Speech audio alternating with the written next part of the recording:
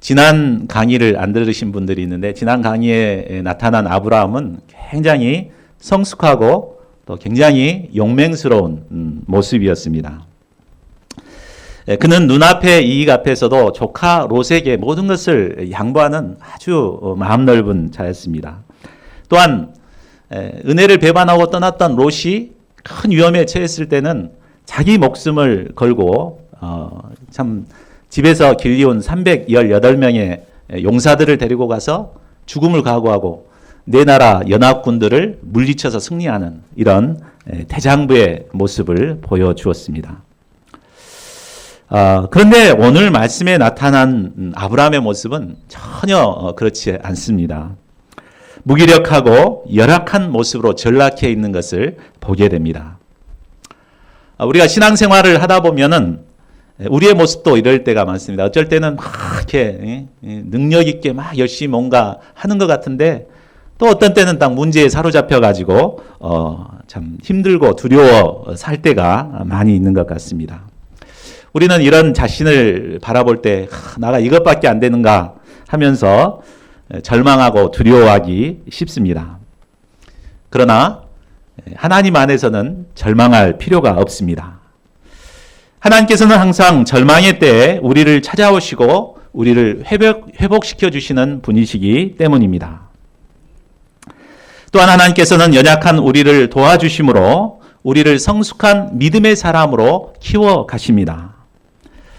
자, 그러면 하나님께서는 문제에 빠진 아브라함을 구체적으로 어떻게 도우셔서 믿음의 사람으로 빚어가십니까? 오늘 본문 말씀을 통해서 이것을 배우고 연약한 우리를 도우시는 하나님을 영접할 수 있기를 기도합니다. 그래서 저희 모두가 믿음의 사람으로 한 단계 성장하여 승리의 삶을 살아갈 수 있기를 기도합니다. 자, 1절을 보십시오.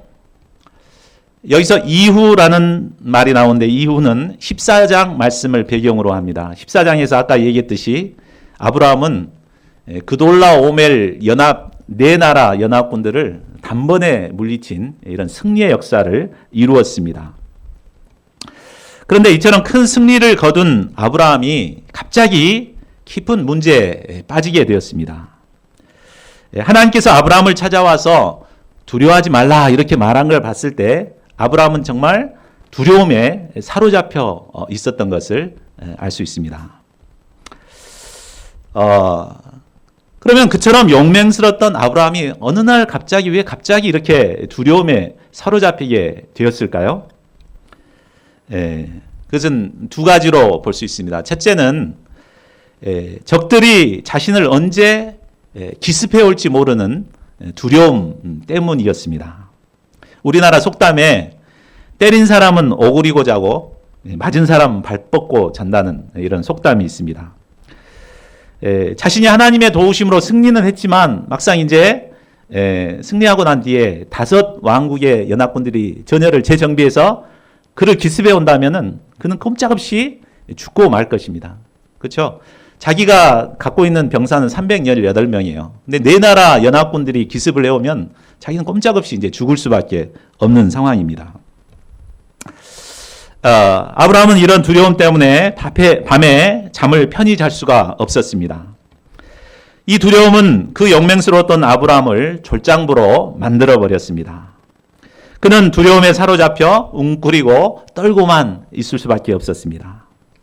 자, 그러면 하나님께서는 이런 아브라함을 어떤 말씀으로 도우십니까? 우리 1절 하반절을 보십시오.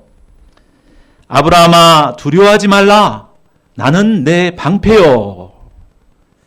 하나님께서는 두려움에 사로잡혀 있는 아브라함에게 하나님 자신이 그의 방패가 되심을 알려주십니다. 하나님은 방패가 되어 그동안 아브라함을 정말 철저하게 지키고 보호해 주셨습니다. 아브라함은 고향 친척 땅을 떠나서 이방의 나그네로 살고 있습니다. 그렇지만 하나님께서는 지난 10년 동안 이 아브라함을 철저하게 지키고 보호해 주셨습니다. 과거 흉년이 들어 애굽으로 피신 갔을 때 애굽 왕 바로가 자신의 아내를 빼앗아가 본 적이 있습니다. 그런데도 하나님께서는 그때도 방패가 되어 주셔서 그의 가정 문제를 다 해결해 주시고 오히려 축복 가운데 인도해 주셨습니다. 만일 아브라함이 우려하는 생각대로 내 왕국 연합군들이 전열을 재정비해서 쳐들어온다 할지라도 방패 되신 하나님께서는 그를 지키시고 보호해 주실 것입니다. 그러니까 하나님께, 방패 되신 하나님께 대한 믿음만 있다면 아브라함은 지금 두려워할 필요가 전혀 없는 것입니다.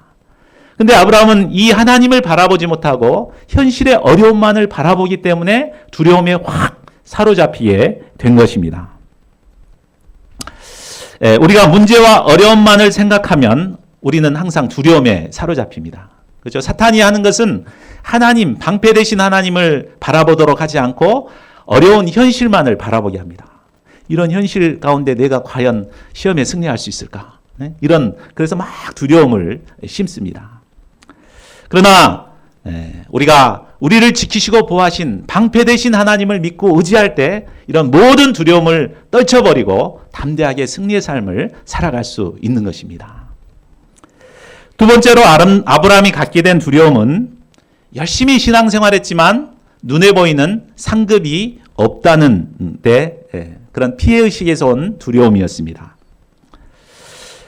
아브라함이 신앙생활을 출발했을 때 하나님께서는 아브라함에게 너에게 큰 민족을 이루게 하시겠다는 약속을 하셨습니다.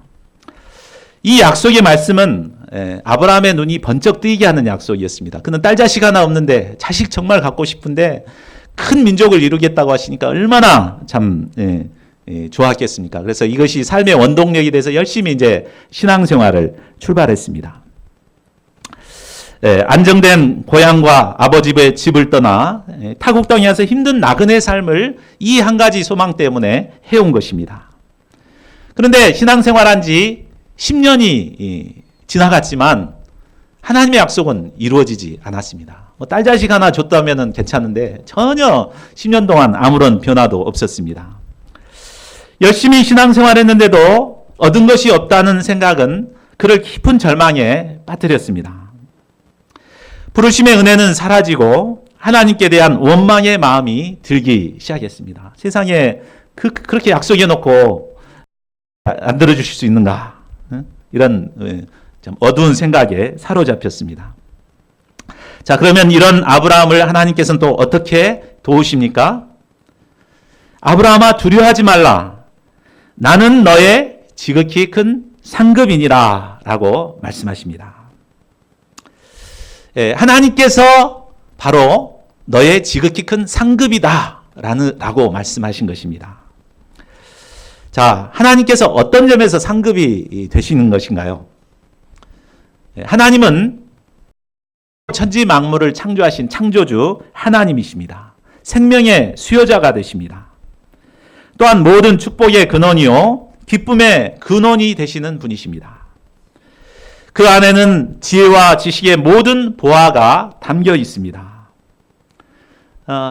세상에 아무것도 얻은 것이 없을지라도 이 하나님만 소유하게 된다면 참 우리는 모든 것을 얻는 축복된 삶을 살아갈 수가 있습니다. 그러니까 하나님만이 우리의 진정한 상급이 되어 주십니다. 하나님을 소유하는 자들은 이 땅에 살면서 하나님의 자녀로서의 특권을 누리며 살아가게 됩니다. 영혼의 만족과 영생의 기쁨을 누리며 살게 됩니다. 그리고 장차 죽어서는 영원한 하나님 나라에서 영원 낙원을 누리며 축복된 삶을 살게 됩니다. 세상의 것들은 죽음으로 모두 사라져 없어질 것입니다. 우리가 전공을 해서 승리를 하고 장학금을 받고 좋은 직장을 가고 이것은 죽음으로 다 사라져 없어져 버립니다. 그러나 하나님을 소유한 자는 영원토록 상급을 얻고 축복된 삶을 살게 되는 것입니다.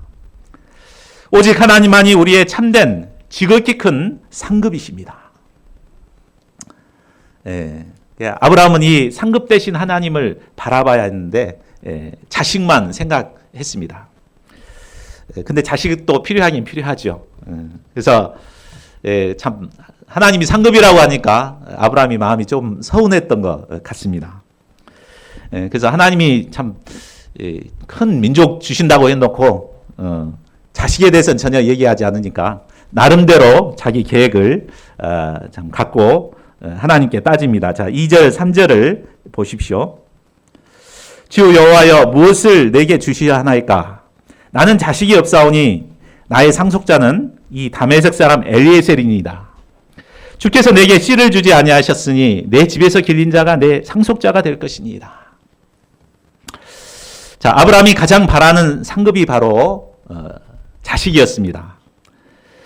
아브라함은 이 소망 때문에 믿음의 생활을 출발하고 힘든 신앙 생활을 10년 동안 감당해왔습니다. 그런데 이제 와서 하나님이 자식이 아니라 내가 상급이야 이렇게 말하니까 뒤통수 맞은 것 같은 생각이 들었을지도 모르겠습니다. 아브라함은 더 이상 자녀 문제를 하나님께 맡길 수 없다고 생각하고 이제부터는 자기 스스로 후사 문제를 해결하고자 했습니다. 그래서 평소 자기 집에서 잘 이렇게 길러왔던 이 다메섹 엘리에셀을 양자로 삼아가지고 그를 후사로 세워야 되겠다 이렇게 계획을 세웠고 하나님께 이렇게 말했습니다. 자, 여기서 우리가 한 가지 생각해야 될 것은 하나님께서 처음 아브라함을 부르실 때 큰 민족을 이루시겠다고 이렇게 약속하셔놓고 지금 10년이 지난 동안 딸 자식 하나도 주지 않는 이 하나님에 대해서 한번 좀 생각을 해볼 필요가 있죠. 그렇죠? 하나님 약속 좀 바로 지켜주시면 왜 안 되는가? 그러면 좋을 텐데. 예, 하나님은 능력이 있는 분이시죠. 돌 하나도 아브라함의 자손이 되게 하실 수 있는 능력이 있습니다. 당장이라도 자식을 많이 낳아지게 하실 수 있는 능력을 갖고 계시는데 왜 하나님은 10년 동안 이 약속을 들어주시지 않으셨을까요? 뭐 골탕 좀 먹여보려고 그런 것이겠습니까? 아닙니다. 바로 이것을 꼬투리로 해서 아브라함을 믿음의 사람으로 훈련하고 키워가시고자 하신 것입니다. 만약 아브라함이 원할 때마다 그 기도 제목을 응답해 주셨다면 어땠을까요? 아마 그는 믿음의 사람으로 성장하지 못했을 것입니다. 하나님의 축복에 취해서 더 이상 하나님께 기도하지도 않고 내면투쟁하지도 않았을 것입니다. 대부분의 사람들은 자신의 인생 문제가 해결되면 더 열심히 신앙생활할 것이라고 생각합니다. 그런데 딱 보면은 그런 사람이 거의 없습니다. 문제가 해결되면 해결됐으니까 믿음의 생활에서 떠나는 것을 많이 보게 됩니다. 참 아브라함이라고 해서 예외가 될 수 없습니다. 간절한 이 자식 문제가 해결되면은 그도 믿음의 길에서 떠날 위험이 있었습니다. 뒤에 보면 그가 이스마엘을 얻게 되는데 이스마엘을 얻은 후에 그의 신앙이 급격히 또 하락하게 되는 것을 볼 수 있습니다.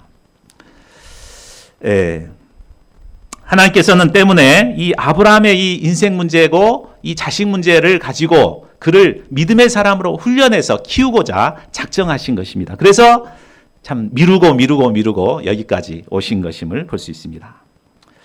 사람들에게는 각자 절실한 인생 문제, 상급 문제, 자녀 문제가 있습니다.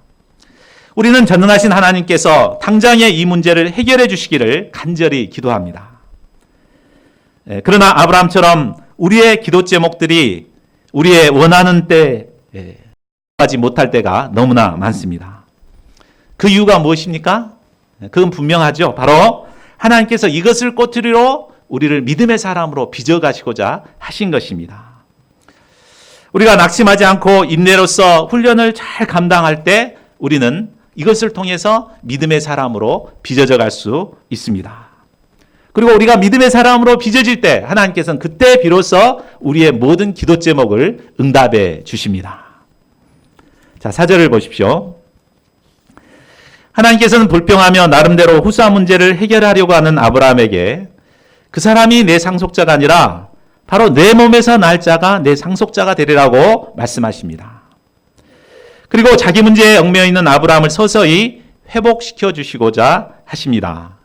자, 이 두려움에 사로잡혀 있고 힘들어 있는 이 아브라함을 하나님께서 이제 어떻게 회복시켜 주시는가? 우리 이 하나님께서 도우시는 이 도우심을 통해서 우리가 문제 많은 자들이 어떻게 문제에 빠진 자들이 어떻게 회복의 은혜를 누릴 수 있는가를 배울 수 있습니다. 세 단계로 나눠볼 수 있는데요. 첫째는 문제에 빠져 있는 사람이 그 안에 꽉 박혀 있는 그 사람을 끄집어내서 바깥으로 나오게 하는 것입니다.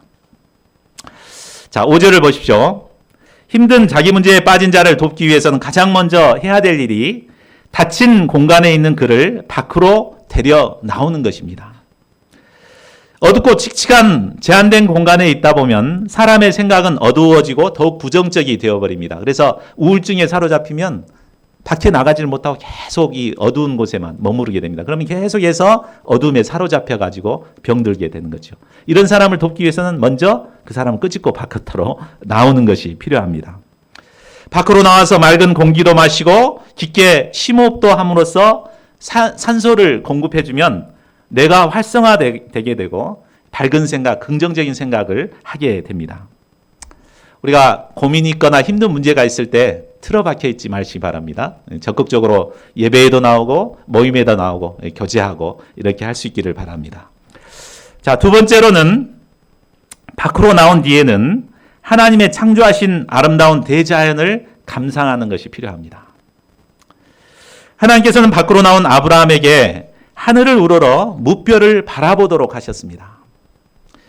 하나님이 창조하신 자연 만물 속에는 하나님의 능력과 지혜가 담겨 있습니다. 또 하나님의 영광을 드러내고 있습니다. 이것을 가리켜서 일반 계시라고 하죠. 자연 만물 속에 하나님이 다 자신을 계시하고 있습니다. 우리가 마음을 열고 하나님의 창조하신 세계를 깊이 관찰하게 되면 이 하나님을 자연을 통해서도 만나게 됩니다. 그래서 어두움의 마음이 사라지고 하나님의 창조의 능력을 새롭게 덧입게 됩니다. 하나님께서는 특별히 아브라함에게 무뼈를 바라보게 하셨습니다. 우리가 사는 도시에서는 공기가 오염되어 있고 또 불이 환하게 밤에도 켜 있기 때문에 밤하늘의 별들을 이렇게 관찰하기가 참 쉽지가 않습니다. 그런데 중동에 가셨던 분들의 얘기를 들어보면 중동 사막에서 이 하늘을 보면은 별이 그냥 마치 쏟아져 내릴 것 같은 그런 황홀경에 빠진다고 합니다. 이처럼 초롱초롱 빛나는 밤하늘의 무별들을 바라보면서 아브라함이 무슨 생각을 하게 되었을까요? 그는 광대한 밤하늘의 수많은 별들을 보면서 천지를 창조하신 하나님의 위대하심과 그 전능하심을 생각하게 되었을 것입니다. 별들을 헤아리면서 아브라함은 자신도 모르게 조금씩 무뼈를 지으신 무한하신 하나님의 세계로 들어가고 있었습니다. 그는 현실 문제에 빠져 있으면서 그가 잊고 그것은 현실 문제에 빠져 있던 그가 잊고 있었던 세계였습니다. 세상과 현실을 초월한 세계요 천지와 만물을 지으신 하나님의 능력의 세계였습니다. 무뼈를 세기 시작하자 아브라함의 마음에는 창조주 하나님의 말씀과 계시의 별빛이 차고 넘치게 되었습니다. 또한 아브라함은 밤하늘의 별을 올려다보면서 무수한 별들을 지으신 하나님께 대한 경외심을 갖게 되었습니다. 그리고 그 반짝이는 별들은 아브라함의 마음속에 운명적인 생각, 불평한 마음들을 점점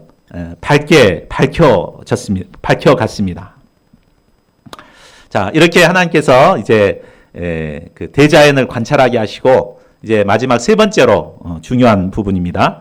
하나님께서는 아브라함에게 비전을 영접케 하심으로 회복의 역사를 이루십니다. 자, 아브라함이 하늘의 무뼈를 세고 있을 때 하나님의 음성이 들려왔습니다. 내 자손이 이와 같으리라. 아직 딸자식 하나 없는 아브라함에게 무별과 같은 자손을 주시겠다는 약속의 비전이었습니다. 이 얼마나 놀라운 약속입니까? 우리의 육안으로 보이는 별은 6,000개 정도 된다고 합니다. 그런데 실제 별의 숫자를 보면 한 은하계에 100억 개, 아니 1,000억 개다, 1,000억 개네요, 1,000억 개. 1,000억 개의 별이 있다고, 한 은하계가. 근데 이 은하계가 이 우주에는 또 1,000억 개가 된다고 합니다. 그러니까 이 별들이 정말 무수하게 많은 별들입니다.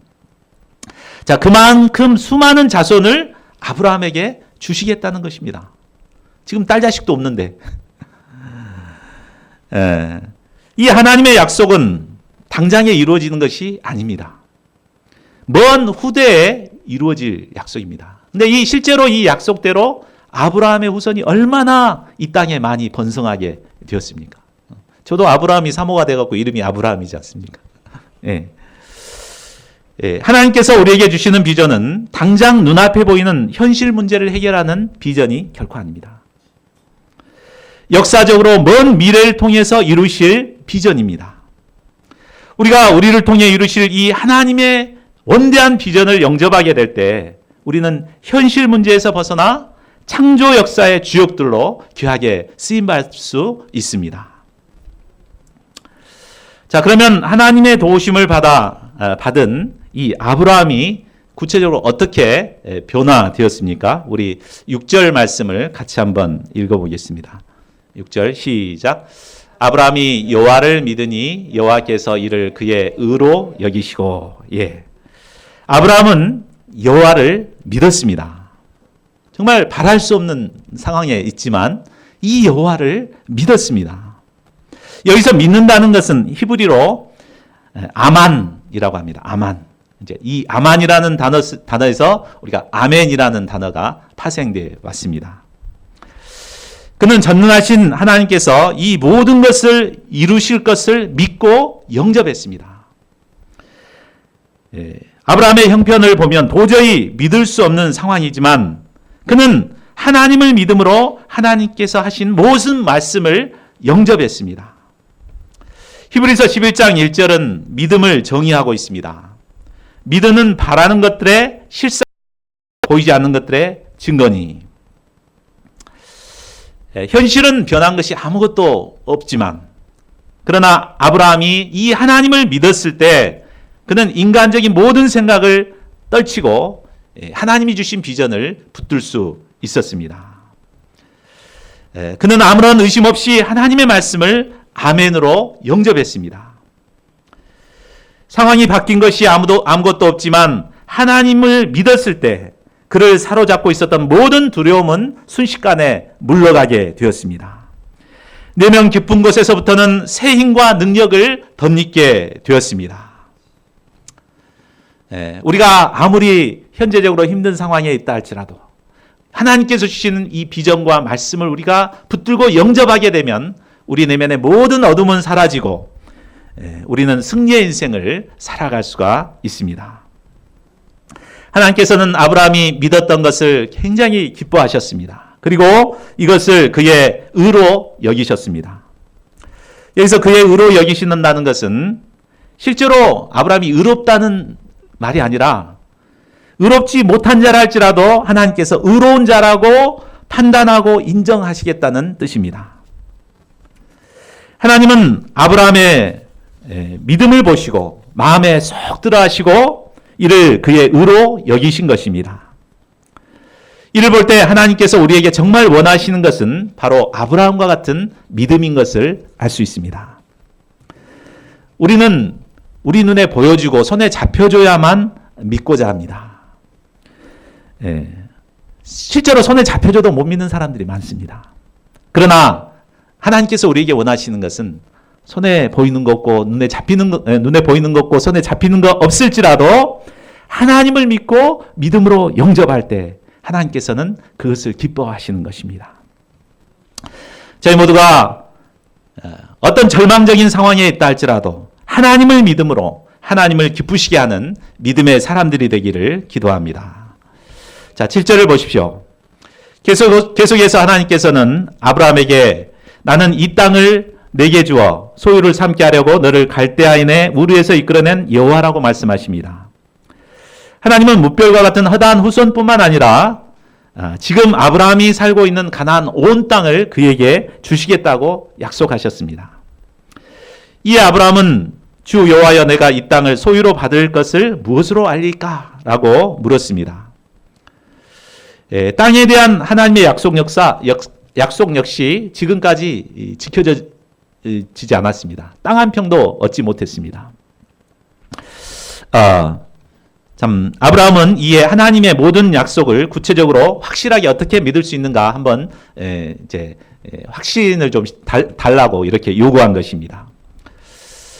이때 하나님께서 믿으라면 믿지 못 믿어 뭐 이렇게 할 수도 있지만 아브라함에게 믿음을 심기 위해서 특별하게 퍼포먼스를 행하십니다.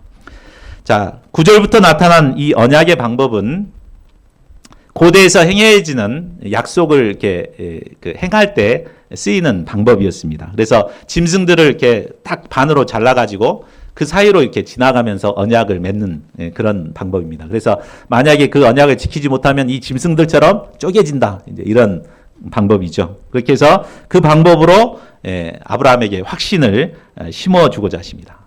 참 전지 만물을 창조하신 하나님께서 아브라함이 믿음을 좀 갖도록 이렇게 확신을 달라고 그러니까 인간의 방법으로 내려오셔가지고 이렇게 언약을 체결하신 것입니다.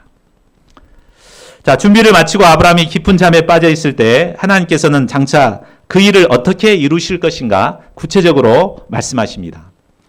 13절에서 16절은 장차 아브라함 당시 이후에 600년 뒤에 이루어질 후손들의 일어날 일들을 말씀해 주십니다.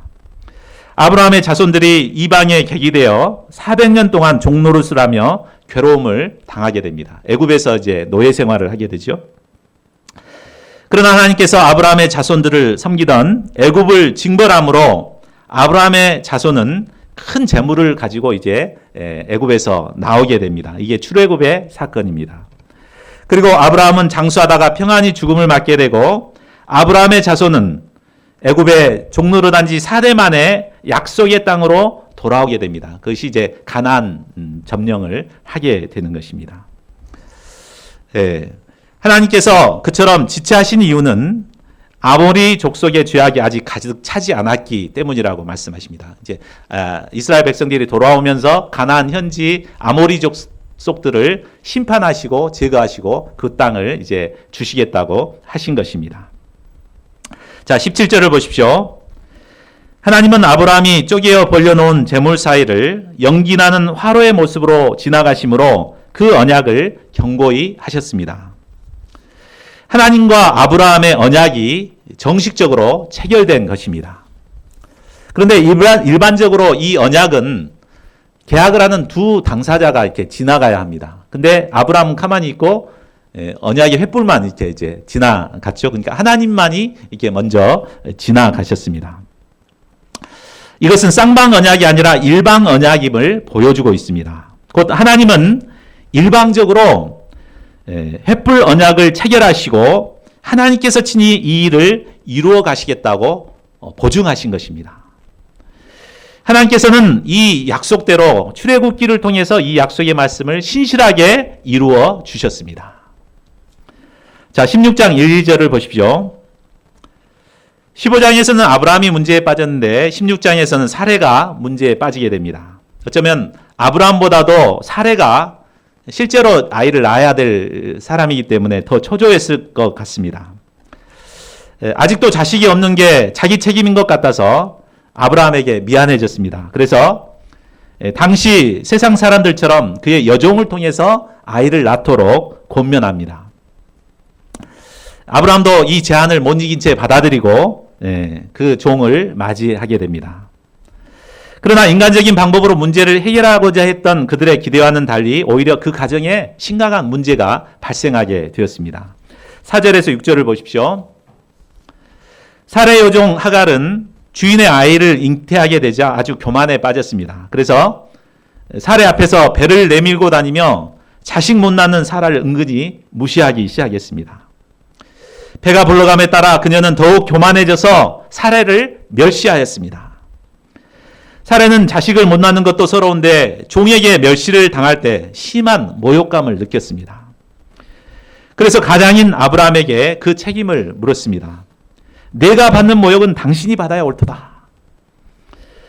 아브라함은 처와 첩 사이에서 괴로움을 당하다가 당신의 여종이니 당신 좋을 대로 하시오 이렇게 밀어버렸습니다. 그러자 사레는 하갈을 학대하기 시작했고 하갈은 견디다 못해 가출을 해버렸습니다.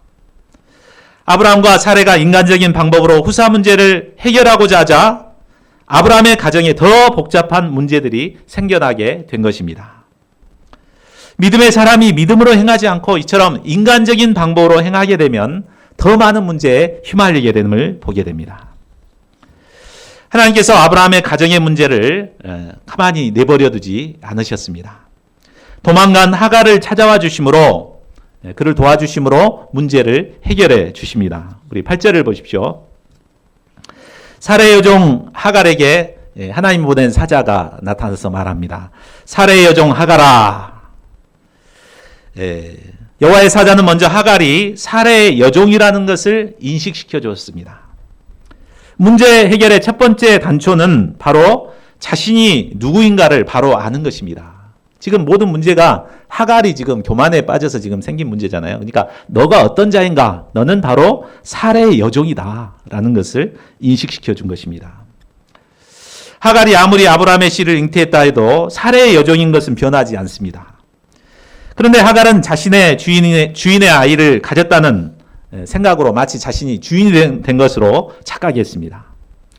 하갈이 교만하여 자신의 신분을 망각했을 때 마음이 높아져 문제를 일으키는 트러블 메이커가 되어버렸습니다.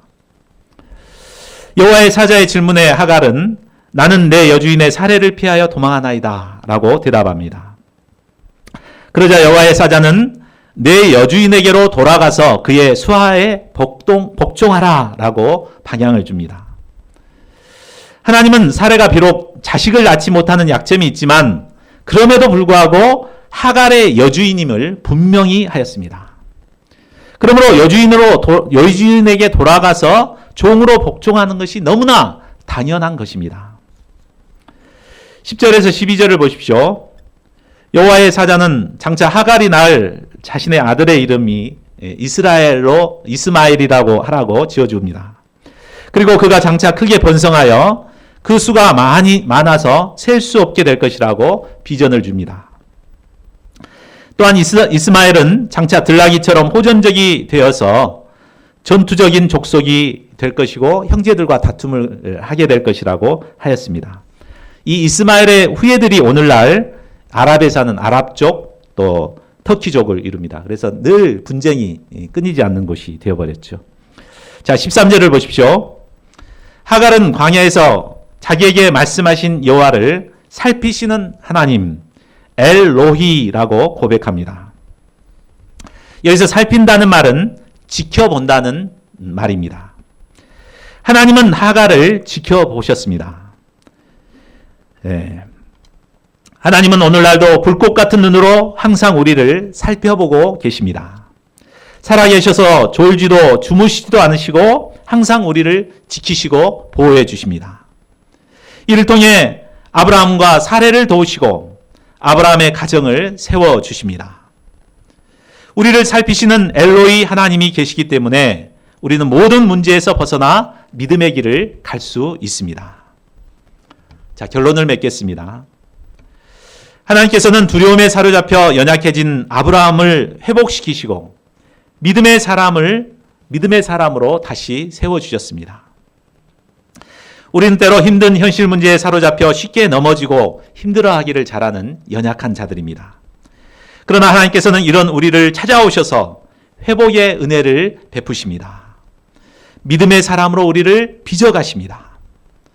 우리가 어떤 힘든 상황에 있다 하더라도 우리의 방패 되신 하나님, 지극히 큰 상급 되시는 하나님을 믿을 때 우리는 힘든 상황을 이겨낼 수 있습니다.